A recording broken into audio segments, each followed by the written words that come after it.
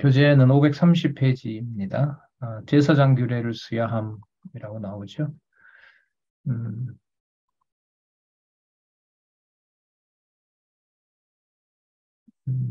출애굽기 19장부터 시작된 신해산 언약 수립, 우리가 지금 이걸 계속하고 있는데, 지금 19장에서부터 시작해서,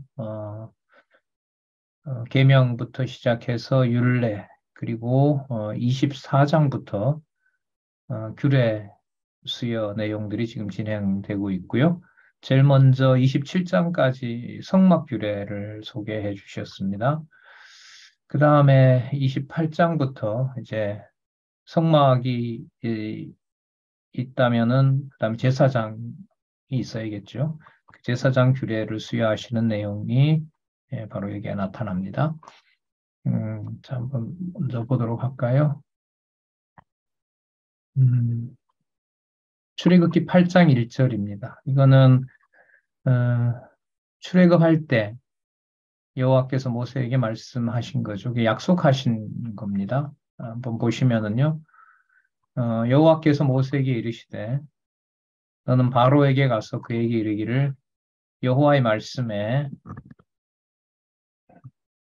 내 백성을 보내라. 그들이 나를 섬길 것이니라. 그 출애굽하는 목적이 여호와를 섬기다는 목적입니다. 그러면 여호와를 어떻게 섬기느냐? 바로 시내산에서 주신 이제 율례와 규례를 통해서 열 가지 이 계명과 율례와 규례를 통해서 하나님을 섬긴다는 거였습니다. 그래서 시내산에 올라오라고 했고요. 그리고 이 법도 보시는 것처럼 일방적이죠. 예, 모세가 뭔가를 이렇게 만들어서 드리고 뭐 허가를 받고 이런 게 아니잖아요. 그러니까 하나님께서 언약하신 대로 이루시는 자손 언약 성취 섭리의 마지막이 완성이 결국 법을 주시는 거예요. 근데 법의 목적이 무엇인지는 출애굽기 8장 1절에서 좋은 분명한 목적을 알 수가 있죠. 여호와를 섬긴다는 겁니다. 이 섬기는 내용에 보면 죽는 것도 있고 살리는 것도 있죠. 그 60만을 전부 죽인 것도 이 율법에 의해서 다 죽인 거고요.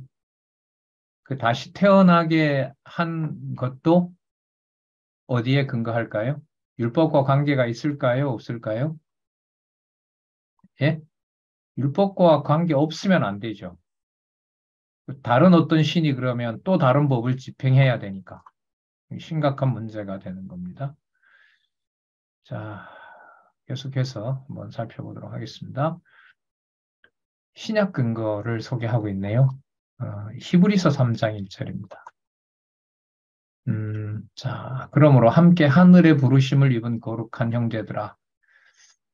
자, 이 함께라는 말은 이제 분리될 수 없는 거죠. 12지파가. 하늘의 부르심을 입은 거룩한 형제들아. 이게 이제 신약의 성취 내용인데 실체와 관련된 거죠. 아브라함의 후손이다라고 이제 얘기할 수가 있죠. 사실 이 출애굽기 내용은 아브라함의 후손으로 500년 후에 자손 언약이 이루어졌다. 이제 이 생각만 우리가 물론 본문의 사실이죠. 사실 내용인데 히브리서 3장 1절이 들어옴으로써 바로 이것은 하늘의 부르심을 입은 거룩한 형제들, 이 교회의 개념이 되죠. 교회와 성도 개념이 되는 겁니다. 그 히브리서 3장 1절이라는 안경을 가지고 보면 제사장 규례를 수여하는 것은 하늘의 부르심을 입도록 거룩한 형제를 만들어 나가는 겁니다. 거룩한 형제들과 관련해서요, 구체적으로 이게 어디에 나오죠? 이하에 나오죠. 거룩한 형제라는 게 여러분 성화잖아요. 성화 규례가 어디에서부터 나오죠? 레위기 11에서부터 나오죠. 26장까지 적어도.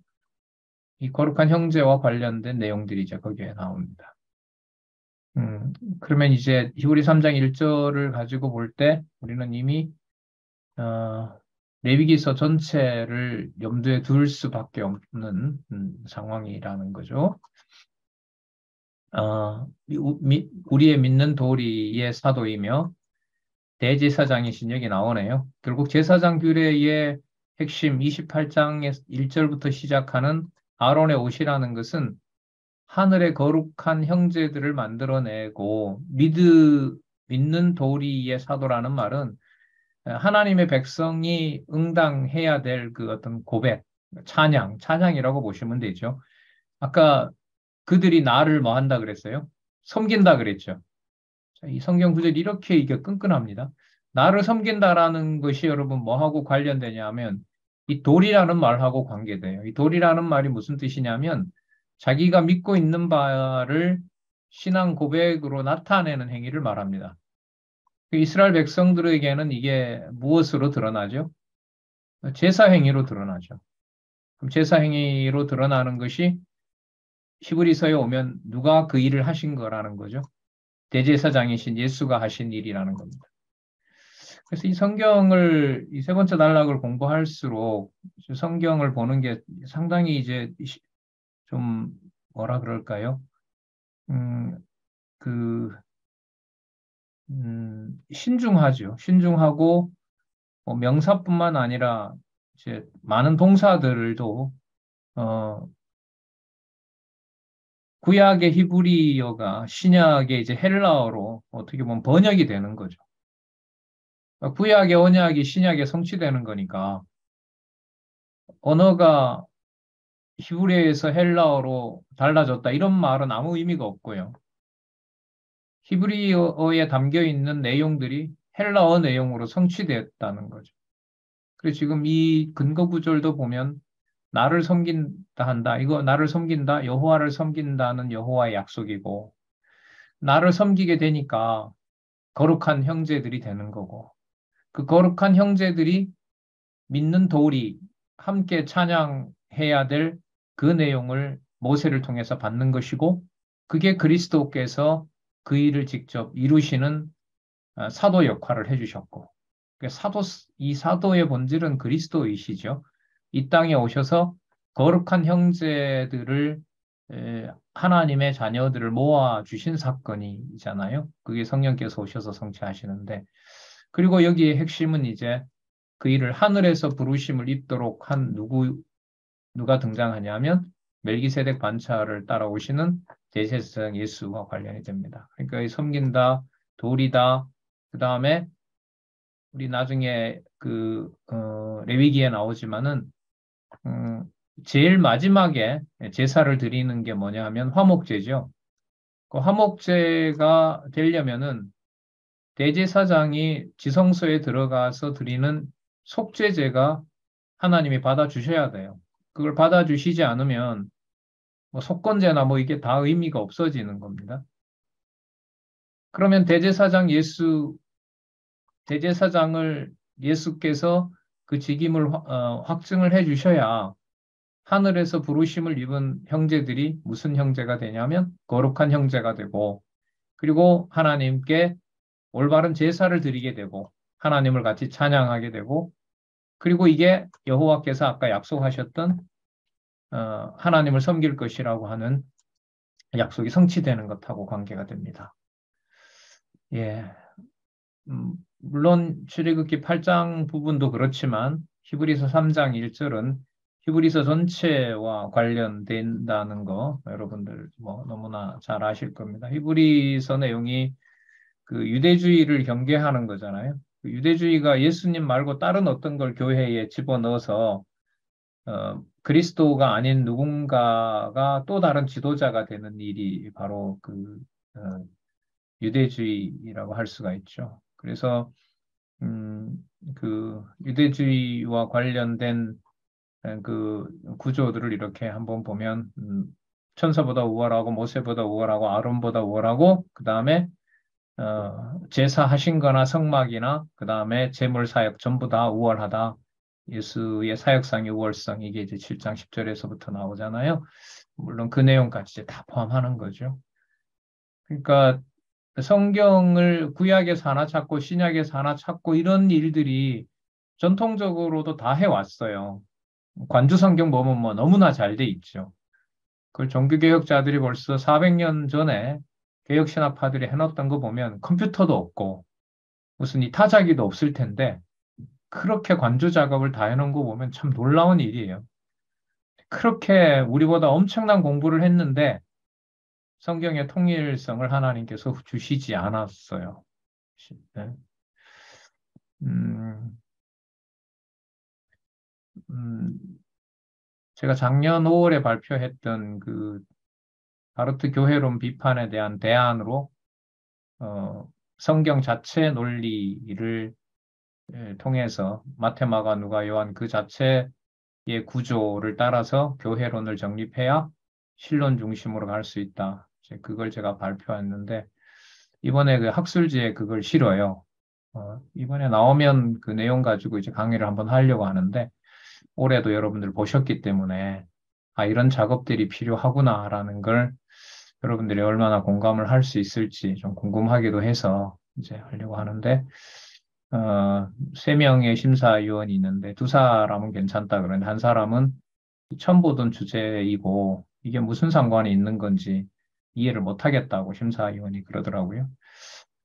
그래서 어쨌든 두 사람이 동의를 했기 때문에, 최종 논문을 이제 내기로 했는데 조금 전에 하니까 뭐 잘 안 되더라고요. 그래서 어쨌든 뭐 되든 안 되든 그 논문을 다 쓰면 한번 좀 공유를 하려고 합니다. 제 말씀을 드리는 이유가 지금 우리가 지금 세 번째 단락에서 공부하고 있는 바로 지금 이 내용하고 바로 연결이 됩니다. 이렇게 구절을 출애굽기 8장 1절, 히브리 3장 1절 이런 식으로 이런 방식으로 개혁파 신학자들도 찾아서 설명을 하죠. 칼빈도 기독교 강요에서 그렇게 얘기를 하고 그런 방식으로 인용을 합니다. 그런데 여기에 성경 전체를 그리는 그 그림은 머릿속에 없는 거죠. 그래서 우리가 저자 모시고 얘기를 했지만 성경 개론 구조에 바탕을 둔 몇 장 몇 절이라는 게 중요합니다. 그걸 확인한 적이 있었죠. 자, 그 다음 537페이지로 갈게요. 제사 규례를 수여하시는 부분을 한번 보도록 할까요? 출애굽기 8장 1절 살펴봤고요. 히브리서 7장이 나오네요. 자, 여기는 예수 사역상의 우월성이죠. 제사 사역의 우월성 이게 이제 7장에 쫙 나옵니다. 너무너무 여기 멜기세덱이 나오죠. 그럼 뭐 속된 말로 게임 끝났죠. 아까 3장 1절에 누구를 이미 대제사장으로 소개했어요? 예수를.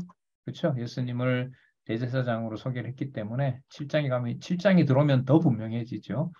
저 대제사장들이 먼저 자기를 위하고 다음에 백성의 죄를 위하여 날마다 제사 드리는 것, 상번제라 그러죠.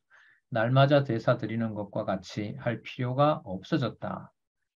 이는 저가 단번에 자기를 들여 이루셨다. 이번에 이제 포항에서 레위기 1장에서부터 9장까지 강의를 했는데 하면서 이제 제가 이런 질문도 드리고 스스로도 이제 한 거예요.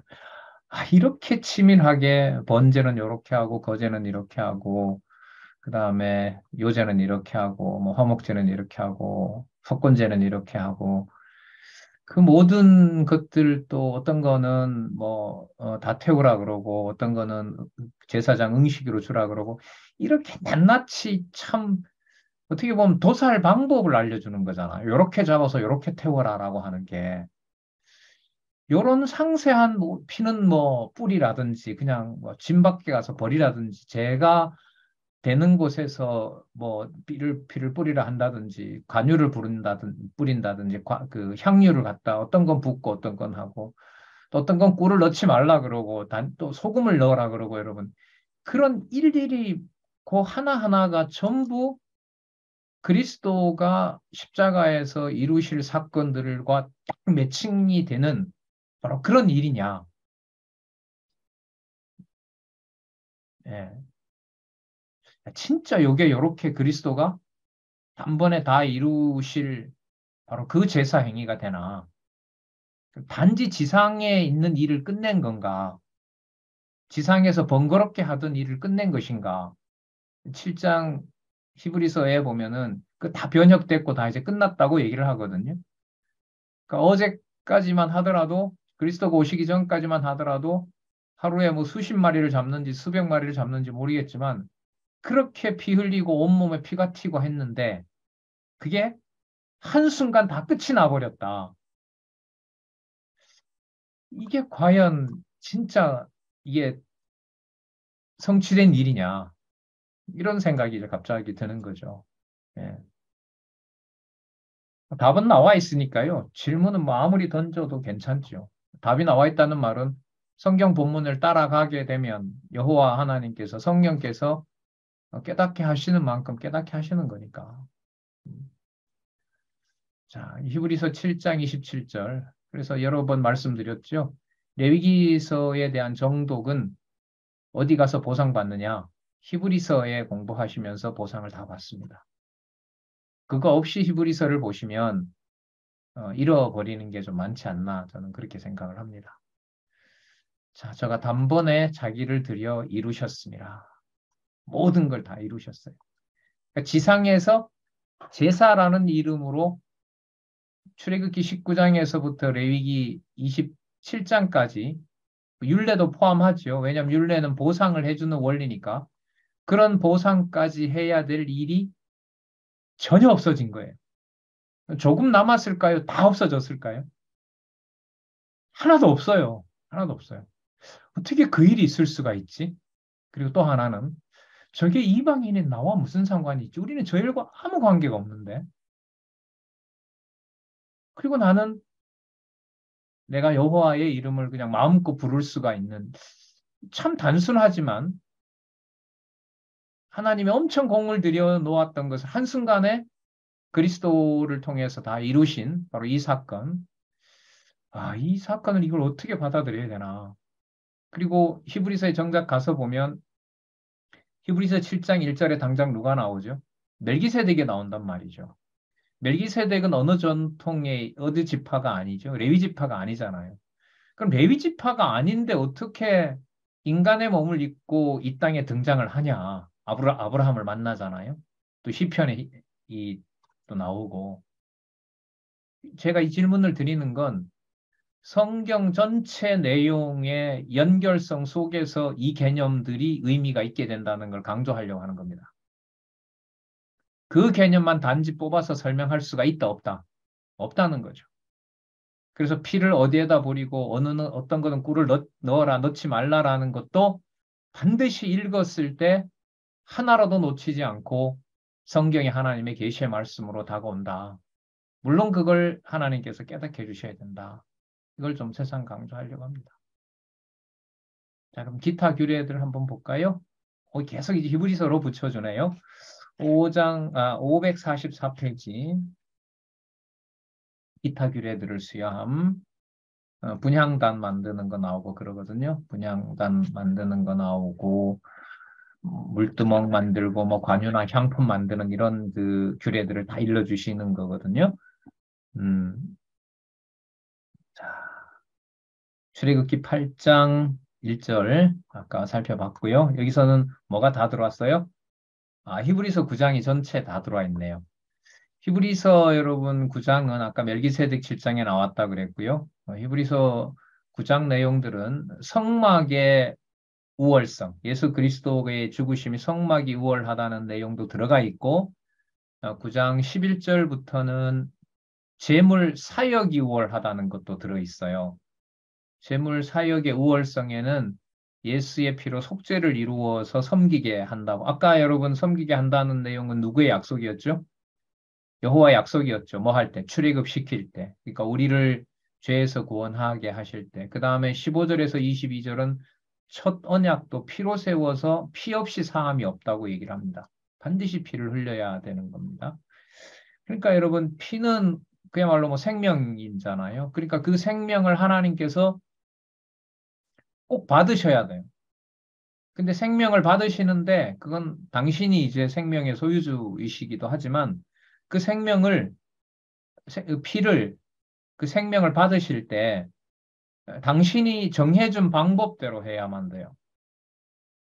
그 방법대로 유일하게 할 수 있는 이 땅에 존재하는 분이 바로 예수 그리스도이신 거예요. 그는 이 땅에 있는 혈육으로 왔지만 혈육에 속하지 않아야 돼요. 멜기세덱 반차를 따르셔야 되는 거죠. 그러니까 이 땅에 오셨는데 이 땅에 속하지 않는 피를 흘리신 거죠. 여러분, 예수님의 피가 물질일까요? 물질이 아닐까요?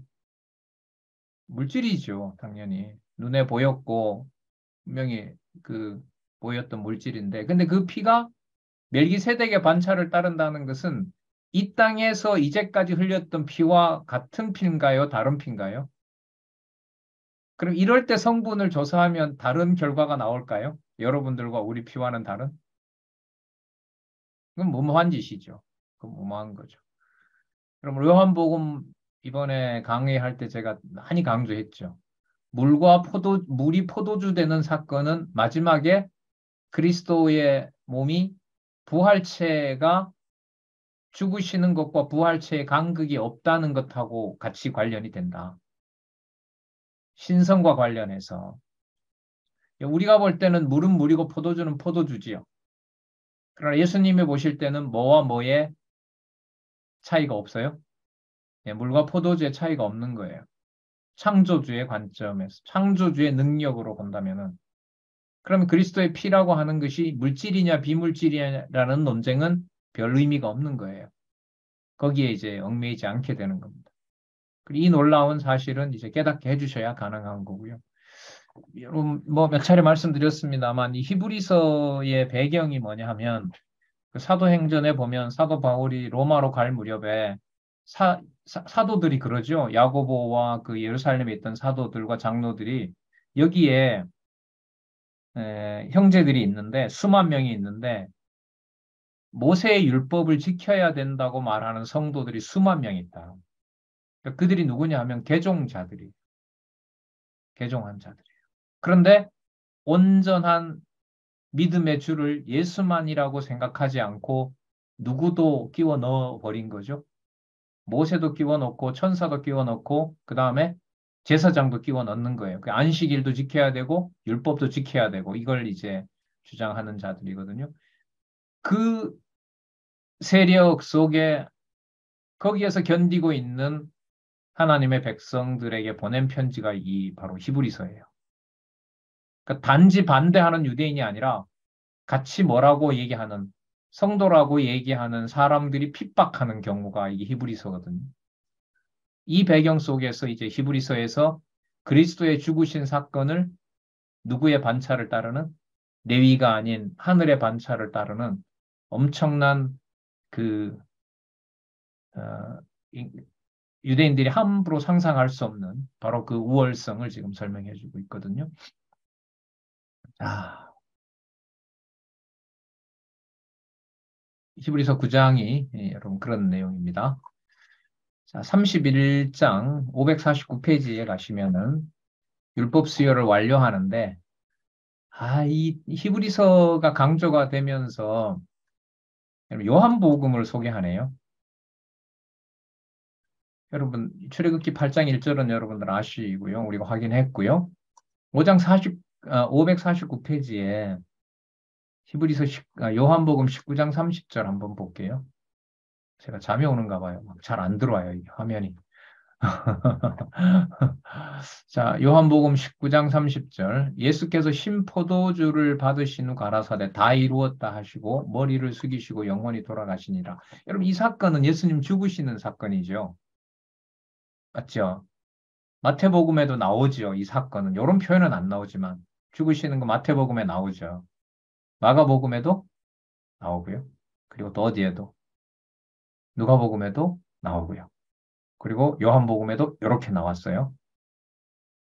마태복음이 아니라 요한복음이 여기에 오므로 히브리서 내용과 관련이 마테마가 누가보다 요한복음이 들어오므로 더 잘 연결이 된다고 공감하시는 분. 요한복음의 주제가 뭐냐 하면 신성입니다. 본성이 신성이신 거예요. 그럼 여러분 아까 신포도주를 받으신 거고 머리를 숙였다는 말은 죽으신 거잖아. 신포도주를 받으셨어요. 그 물질이 들어가는 거잖아요. 근데 그게 본성에 의한 걸로 보면 물을 포도주로 만드신 분이니까 신포도주라고 하는 게 단지 뭐가 아니에요? 물질이 아니죠. 구약의 언약을 이루시는 메시아의 징표인 거예요, 이게. 단지 물리적 사건이 아닌 거죠. 그리고 머리를 숙이고 죽으신 거잖아요. 그 영혼이 돌아가시는 사건이 됩니다. 그러면 요한복음의 인용을 했다는 말은 요한복음 12장에서부터 사도행전 1장 12절, 11절까지 천례가 아니라 뭐죠? 귀천의 신성이잖아요. 그러니까 어디에 속한 분이라는 걸 강조하는 거냐면 하늘에 속한 분을 강조하는 거예요. 그러면 요한복음 19장 30절에 예수님께서 다 이루었다. 율법 수여를 완료했다. 그러니까 수여하신 것을 성취를 완료한 거죠. 그걸 다른 데서도 다 이루었다라고 물론 찾을 수도 있지만은 특히 요한복음의 19장 30절의 내용을 통해서 율법 수여를 완료하도록 함으로써 앞부분에 얘기했던 어디예요? 히브리서 내용의 그 내용을 아까 하늘에 속한 하나님의 영원한 대제사장의 사역과 연관을 시킨다면은 다른 부분보다가 율법 수여의 완료라는 것을 예수께서 모든 율법을 이루시는 계명 율례 규례를 완성하시는 신성으로서 하나님으로서의 그 사역을 보여주는 요한복음이 훨씬 낫다. 그래서 요한복음의 내용을 본문 내용도 관련이 되고 다 이루었다는 것도 관련이 되고 우리가 구조를 꼭 염두에 둬야겠죠. 그 본성이 신성이신 요한복음의 내용을 중심으로 생각할 수 있도록 이 근거 구조를 제시해 놨다. 참 이런 얘기는 우리끼리 하는데요. 이런 얘기들이 앞으로 외부에 알려지고 지금 우리가 하는 이 얘기들을 참 여러분들처럼 머리를 끄덕이는 일이 제 스스로도 이게 과연 일어날까 안 일어날까. 모든 생각들을 싹 바꿔야 되거든요. 그래서 어쨌든 영상이 녹화가 되고 큰 사건 없으면 이제 남겨질 텐데 우리 방송실에서는 강의들을 하나만 이렇게 대비하는 게 아니라 2개 이상씩 이렇게 작업을 해 놓으신다고 제가 알고 있는데 하면서도 이 내용들이 이제 세 번째 단락은 여러분 보시는 것처럼 성경 강론 전집의 공부 방법론의 마지막이잖아요. 예, 그런 측면에서 봤을 때 하나님께서 이것을 어, 대충 할 수도 없는 거고 진짜 이것만 확인해 본다 해도 여기다 다 시간을 들여야 되는 바로 1, 2년도 아니고 이 일들을 과연 우리에게 이 큰 영광을 누리게 하실까 이런 생각이 다시 또 드네요. 자, 이것으로 우리가 1권을 마치고 2권으로 들어가도록 하겠습니다.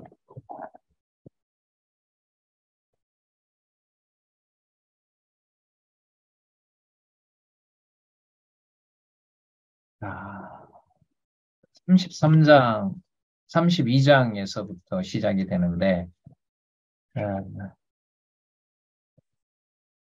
첫 번째 증거판 파괴가 일어나죠. 굉장히 큰 사건입니다. 아까 우리 살펴본 내용에 의하면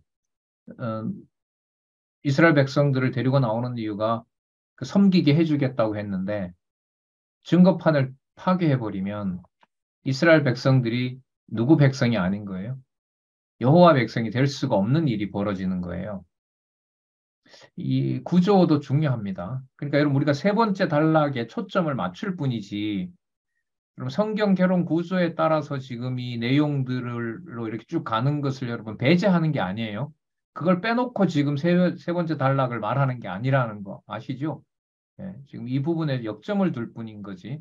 자, 그런 면에서 첫 번째 증거판 파괴 이 사건은 놀라운 사건입니다. 오전에도 강조를 했지만은 여러분 아까 31장에 보면 율법 수여가 완료되죠. 율법 수여가 완료되는 내용이 무슨 내용이냐? 성막과 무슨 규례? 성막 규례와 제사장 규례를 준 거예요. 그 성막하고 제사장 규례를 주신 다음에 그 성막과 제사장 규례를 완성하는데 그걸 누가 해 가실까요? 하나님이 하시거든요. 그래서 여러분 제목을 잠시 보시면 출애굽기 35장에서부터 40장까지 제목을 이렇게 한번 보세요. 577페이지를 먼저 한번 보세요. 아니면 개론을 보시든가요.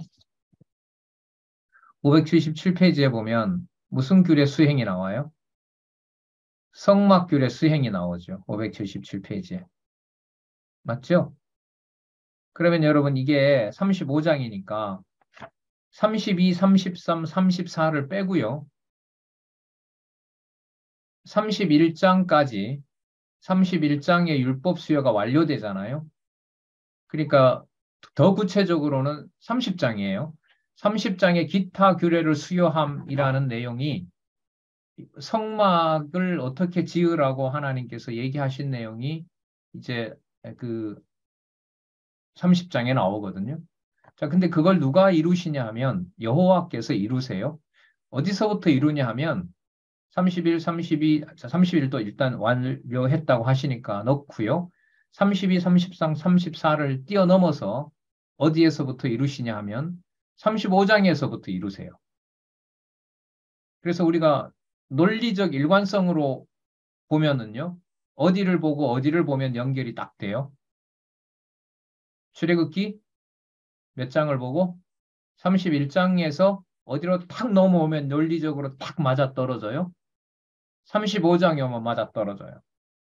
그럼 중간에 있는 걸 빼놔도 되는 건가요? 안 되죠. 빼면은 왜 안 되죠?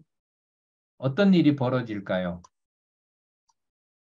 아까 31장에서부터 32장, 31장에서 35장으로 오면 내용 연결은 뭐가 되냐면 정확하게 연결이 되잖아요. 성막 규례를 수행하시는구나. 누가? 여호와께서. 뭐 하셨던 대로. 31장에까지 말씀해 주셨던 대로. 그럼 도대체 32, 33, 34는 뭐냐는 거예요. 34 끝에 가면 이제 증거판을 주신다 이렇게 되는데, 예. 자, 34장 27절에서부터 28절까지 요약이 이렇게 되어 있어요. 여호와께서 언약의 말씀인 십계를 두 판에 기록하심 이렇게 됩니다. 누가 판에 다시 기록을 하신다고요?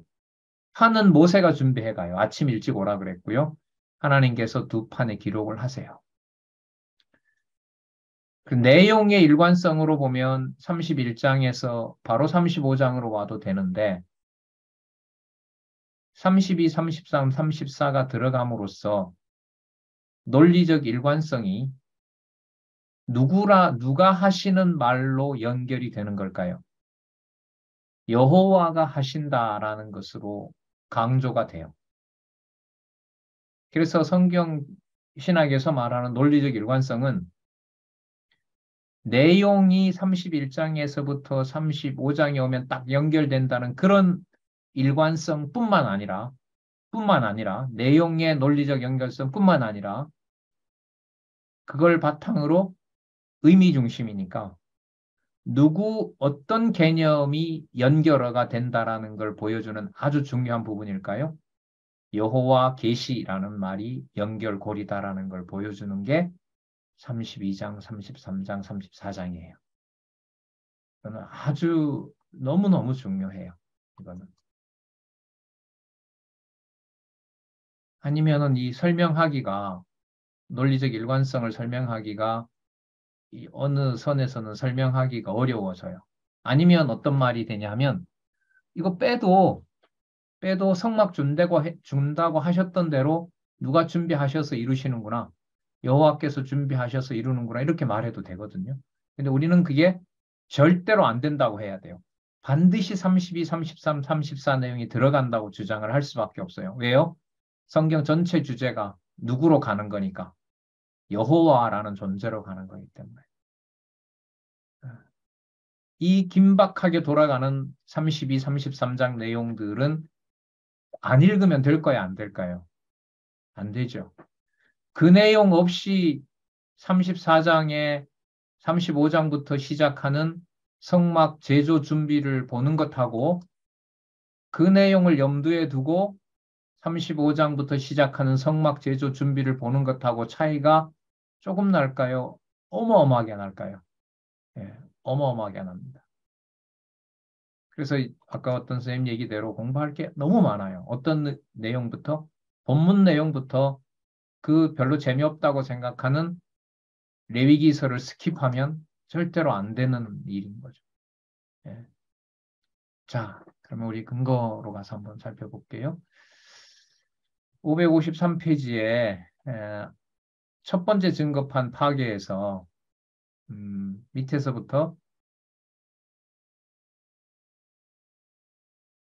네 번째 줄 보시면은요. 그래서 여호와 하나님 스스로의 긍휼 하심을 나타내는 것이다. 로마서 참조. 좀 더 읽어보겠습니다.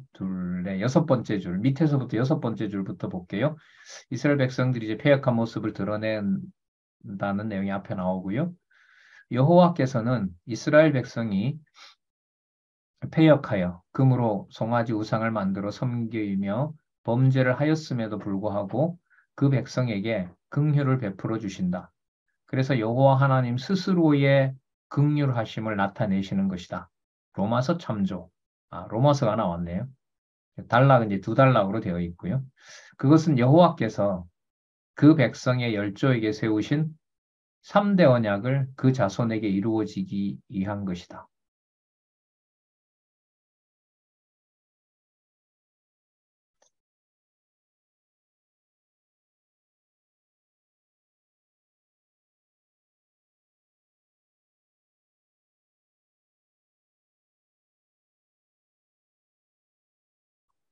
그럼 엄밀히 말하면요. 이 32장, 33장에는 여호와 하나님의 스스로의 긍휼하심을 나타내는 부분은 많이 나오진 않아요. 많이 나오진 않아요. 한 부분이 있다면은 하나님께서 모세가 살려달라고 하니까 하나님께서 어, 내가 죽인다라고 하죠. 범죄한 자를 내가 죽이는데 죽여서 내가 큰 나라를 이룬다라고 약속을 해주세요. 그런 내용이 나오거든요. 자, 그래서 여러분이 로마서 참조라고 했을 때 이런 부분을 내 것으로 로마서 참조가 맞구나. 요렇고 요렇기 때문에 라고 확인을 하려면 이건 연구가 더 진척이 돼야 돼요. 자, 그런데 여기 참 잘 드러났는데 이 로마서라는 글자가 하나 있고 없고에 따라서 공부하는 데 있어서 매우 큰 결과를 야기합니다. 로마서 주제 아시죠? 칭의의 복음에 의한 양육이잖아요. 그리고 몇 부분으로 되어 있어요? 세 부분으로 되어 있죠. 크게. 인간의 불의, 하나님의 의현현, 그다음에 신령한 예배 생활 이렇게 되어 있는데 그럼 그 구조가 좀 전체적으로 보면 이 출애굽기 19장에서부터 시작해서 레위기까지의 구조랑 비슷합니다. 그 로마서 1장 18절부터 3장 20절까지 인간의 불의에 대해서 첫 번째 증거판이 파괴되는 것하고 관계가 있을까요, 없을까요? 첫 번째 증거판 파괴는 누구를 불순종 가운데 가두는 거죠? 언약 자손들을 불순종 가운데 가두는 역사죠. 그러면 로마서 참조가 맞아요? 아니에요? 맞죠? 자, 그 다음 거기에 나와 있죠. 세 번째 줄 밑에서부터 세 번째 줄 여호와 하나님 스스로의 긍휼하심을 나타낸다. 그 스스로라는 말은 누가 긍휼을 베풀어야 살 수 있다는 말이죠. 여호와 하나님께서. 그 제목이 로마서에 어떻게 나와 있냐면 3장 21절부터 11장 36절까지 누구의 의의 현년? 하나님의 의의 현년이라고 나와 있죠. 그러면 로마서 참조가 맞아요? 아니에요? 맞죠? 자, 그 다음에 그것은 여호와께서 그 백성의 열조에게 세우신 3대 언약, 그 중에서도 자손 언약을 이루시는 것하고 관계가 돼요. 자, 이 내용은 어디에 나와 있죠? 백성들이 살 수 있도록 길을 열어주세요. 그럼 로마서 12장에서부터 16장까지 제목이 뭐냐 하면 신령한 예배 생활인 거죠. 그러니까 그것도 그러면 로마서 참조라는 것하고 관계가 될까요? 안 될까요? 되는 거예요. 예. 자,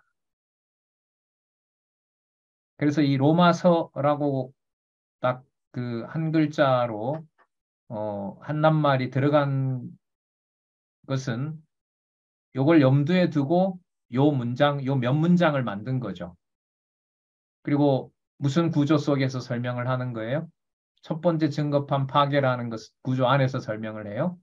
그리고 전체로 보면 무슨 언약 성취 섭리와 연관이 되죠? 자손 언약 성취 섭리와 연관이 되는 거예요. 그러니까 살려주는 기 전에 첫 번째 증거판을 파괴함으로써 불순종 가운데 가두는 사건을 여기서 보여주고 있다는 거죠. 좀 이렇게 보면 로마서 전체를 여호와 계시 관점에서 구조로 이해한다는 것은 무슨 구조가 전체로 다 들어와 있다? 예.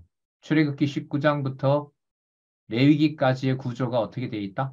다 들어와 있다. 이걸 이제까지 우리가 공부하면서 확인한 바입니다. 확인한 바예요. 그리고 조금 전에 마쳤던 그 일권 개정판은 성경 강론 일권 개정판은 우리가 보통 세 번째 단락이라고 하는데 지금 이 권부터는 세 번째 단락이라는 말이 없어요. 세 번째 단락을 찾을 수가 없기 때문에 자 그런데 그 세 번째 단락이 이 권에서는 어디에 나오냐 하면은요 본문 강론 밑에 나와요 주로 본문 강론 밑에. 자, 그리고 좀 이 배경을 설명을 하면은 이 성경 개론 구조가 이제 이 로마서를 우리가 지금 잠시 구조의 도움을 받았잖아요. 로마서가 이런 구조로 딱 되어 있다라는 걸 우리가 확인하면서 지금 이걸 이해를 할 수 있었는데 성경 개론 구조가 너무 중요하죠. 어, 이게 지금 이 권이 이게 96년에 나오거든요.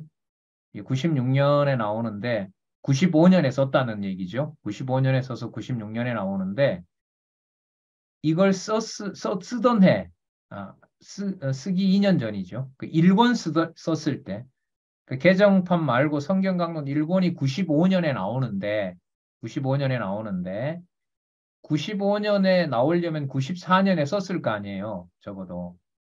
94년에 여러분들 무슨 책이 이제 나오냐 하면, 의미분석 성경 개론의 2차 개정판이 나와요. 2차 개정판. 그러니까 성경 강론은 무엇 이후에 쓰여지기 시작하냐 하면 성경 강론 1권, 그다음에 성경 강론 1판, 성경 강론 최초에 나온 거 그것이 이제 큰 변화 없이 또 한 번 찍어요. 책이 다 나가서. 그 다음에 2차 개정을 하게 돼요. 그게 94년에 나와요. 개정을 한다는 말은 이 저자가 그걸 검토한다는 말이 들어갑니다. 그리고 바꿔진다는 거예요. 뭔가 더 낫게 독자들을 위해서. 그 다음에 95년도, 94년도에 똑같이 뭐가 쓰여지냐면 강론 1권이 쓰여지고 95년에 1권이 나옵니다. 그럼 이 2권은 2차 개정판 94년도 판이 나온 다음에 그걸 바탕으로 쓰여지고 있는 거예요, 지금 이게. 그러면 여러분 2차 개정판까지 갔을 때는 성경 신학의 핵심이 또 그 서론이 의미 분석 성경 개론이라고 하는 것에 대해서 저자는 확증을 이미 뭐 했을까요? 더 확증을 한 거죠. 87년에 나왔으니까요. 87, 88, 89, 90, 91, 92, 93, 94. 7년 후에 그럼 7년 동안 놀았나요? 수십 시간을 강의를 하나요? 이 수중에? 그렇죠. 엄청나게 이제 지방 강의 다니면서 하면서 계속 여러분들 보시는 칠판의 그 구도를 그린단 말이죠. 그리고 누구보다가 우리는 안 봤지만 누구보다가 본인이 개정판을 내는 그 개론집을 확인을 하는 겁니다. 끊임없이 확인을 해요. 왜? 강론집을 써나가야 되니까. 그 제목이 맞는지 아닌지부터 확인을 해나갑니다. 그래서 이제 제가 이 말씀 드리는 이유는 이 로마서 참조라고 하는 이 말 속에는 로마서 몇 장 몇 절을 인용할 수도 있지만 로마서 전체가 이 구조가 뭐하고 관계된다? 출애굽기 19장부터 넓게 보면 레위기 전체와 어떻게 된다? 관계가 된다. 그리고 여러분 첫 번째 증거판 파괴라는 게 여러분 증거판이잖아요. 증거판이라는 게 여러분 어떤 한 가지를 얘기해요. 성경 이제까지 얘기했던 모든 걸 얘기해요. 이제까지 얘기했던 걸 모든 걸 얘기를 하는 거잖아요. 출애굽기 19장에서부터 지금까지 했던 내용들, 그러니까 말씀드렸던 대로 이제 성막, 다른 기타 재료까지 얘기해 주신 것까지. 자, 그걸 염두에 두시면서 계속해서 한번 보도록 하겠습니다. 34장, 32장 로마서 하나님의 긍휼을 보여주셨다는 부분 나오고요. 32장 증거판 파괴와 진노는 뭐 달리 신약 근거가 없어요. 달리 없고요. 없어요. 없지만 아까 나왔습니다. 이미 나왔어요. 자, 그 다음 끝에 나오는데 어디를 보시냐면 560페이지.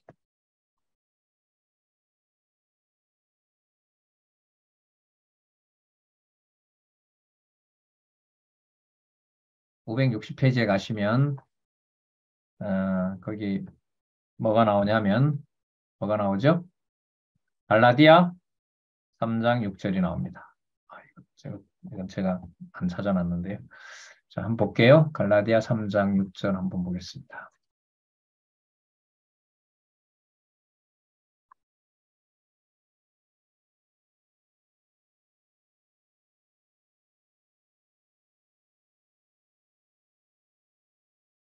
자, 아브라함이 하나님을 믿음에 이것을 그의 의로 정하셨더라. 자, 그 본문 한번 볼게요. 자, 에서는 언약 자손이 아니고 야곱만이 언약 자손이다. 이와 같이 야곱의 12 아들들의 후손이라 하더라도 믿음이 없는 자는 언약 자손이 아닌 것이다. 자, 그러면 여기에 아브라함이 저를 믿음에 이것을 그에게 의로 정하셨다는 같으니라. 여러분 여기서 아브라함이 믿었다는 걸 얘기를 하는 걸까요? 하나님께서 믿음을 주셔야 가능하다라는 걸 얘기를 하는 걸까요? 후자이지요. 왜 그러냐면 이 32장의 증거판 파괴와 진노하시는 이 내용에 보면 3천 명 가량을 죽인단 말이죠. 그럼 이들에게는 하나님께서 하나님의 백성으로 그 깨끗한 거룩한 백성이다라는 것을 하나님께서 허락하신 거예요? 허락하지 않으시는 거예요? 허락하지 않으시는 거죠. 그러니까 허락하고 허락하지 않고를 누가 정하시는 거냐면 하나님이 정하시는 거예요. 이 내용이 여러분 본문에 아주 너무나 흥미롭게 나옵니다. 여러분 이 송아지 만드는 사건의 제일 큰 범인은 누구예요? 아론이죠, 사실. 근데 이 아론을 하나님이 모세한테 뭐라 그랬죠, 이미? 대제사장 삼으라고 얘기를 했어요. 참 이 섭리가 놀랍잖아요. 자유주의 신학자들은 인간을 주어로 삼으니까 그렇게 말을 안 하겠지만 신의 산에서 하나님은 아론을 뭘로 지정을 하시는데 대제사장으로 지정을 하시는데 모든 백성의 죄를 사해줄 대제사장으로 지목을 하는데 정작 아론이라는 이 인간은 밑에서 사람들을 모아서 뭘 만들고 있어요? 우상을 만들고 있잖아요. 그 누구부터 죽여야 돼요, 이거? 그렇죠. 아론부터 죽여야 되죠. 그런데요, 모세가 3천 명 가량을 죽일 때 모세의 입에서 이런 말이 나옵니다. 여호와의 편에 섰던 자는 나에게 나오라 이렇게 합니다. 이게 통상 이해가 되려면 아론은 빼고 아론을 비롯한 주모자는 빼고 그 주모자를 벌할 사람들은 나에게 오세요라고 이렇게 말해야 돼요. 그러니까 이 하나님께서 이 모세의 입을 지켜주시는 거고 하나님이 지금 해나가시는 일인데 왜냐하면 대제사장인 아론을 죽이면 안 되거든요. 아론을 죽이면 안 되거든요. 아론을 뭐로 삼았으니까. 대제사장 삼았기 때문에. 그래서 이 모세 입에서 뭐가 어떻게 말이 되냐면 여호와의 편에 섰는 자는 다 나에게로 오라 그래요. 그럴 때 여러분 이 두 번째 또 웃기는 얘기인데 여러분이 아론 같으면 삐적삐적 그 모세 옆으로 올 수 있어요, 없어요? 쪽팔려서도 못 오죠. 창피해서도 그 짓을 해놓고 어떻게 모세한테 와서 여호와 편에 있다고 말을 할 수가 있어요. 그런데 여러분 그렇게 화가 나지만 아론이 본인 하나님께 함께 하는 자로 모세에게 온다 해서 모세가 아론을 내칠 수 있을까요? 없을까요? 없어요. 왜요? 모세에게 아론은 하나님께서 뭐로 정해준 자니까? 대제사장으로 정해준 자니까. 그래서 그들이 3천 명을 죽이게 되는 일이 벌어져요. 이게 32장에 나오거든요. 그런데 지금 갈라디아 3장 6절에 보면 아브라함이 하나님을 믿음에 이것을 그에게 의로 정하셨다 함과 같으니라. 여기에서 아브라함이 믿음이가 아니에요. 그 32장 본문에 들어가서 살펴보게 되면 32장, 33장을 계속해서 보게 되면 믿음을 주시고 안 주시고를 누가 주관해 가세요? 여호와가 주관해 가세요. 여러분 이건 성경 본문을 치밀하게 읽지 않고 갈라디아 3장 6절을 설명을 하기가 힘들어요. 왜냐하면 갈라디아 3장 6절을 아브라함이 하나님을 믿음에 이것을 그에게 의로 정하셨다라는 말에는 하나님이 봐라, 아브라함이 하나님을 믿었지 않느냐 이 말을 강조를 안 할 수가 없어요 여기에서. 그러면 그 근거를 어디서 찾느냐? 본문에 가면 믿음을 줄 자와 믿음을 주지 않을 자를 누가 결정을 하신다라는 게 나와요? 하나님이 주신다. 그래서 본문을 안 읽으면 안 돼요 이게 3장 6절이. 예. 아까 특징을 하나 말씀드렸었죠. 세 번째 단락은 강론집 2권에서부터 몇 권까지인지는 모르겠어요. 아까 여러분 강론집 1권은 18권 구조하고 똑같아요. 왜 그러냐면 18권이 2014년에 맞춰지고 4년 후에 1권 개정판이 나오니까 18권 구조랑 강론집 개정판 1권의 구조는 똑같습니다. 그런데 2권부터 어느 정도까지 몇 권은 세 번째 단락이라는 게 따로 존재하지 않아요. 그래서 다음 시간부터 여러분들 공부가 세 번째 단락이 아닌 본문에 가서 그 본문들을 다 찾아오셔야 돼요. 단서가 없는 게 아니라 제가 보니까 그 세 번째 단락에 들어갈 신약의 근거들이 이 강론을 주석하면서 본문 아래다가 뒀더라고요. 예. 그것까지 좀 찾아보라고 이제 하려고 했다가 시간도 없기 때문에 일단 이렇게 말씀을 드리는 거고요. 좀 시간 좀 지났네요. 우리 잠시 쉬었다가 9시 5분부터 이제 공부 방향에 대해서 잠시 좀 말씀을 드리고 좀 이 본문에 들어가서 아까 근거들이 있다 그랬잖아요. 신약 근거. 그걸 좀 찾아보도록 그렇게 하겠습니다. 책 구성이 그렇게 되어 있거든요.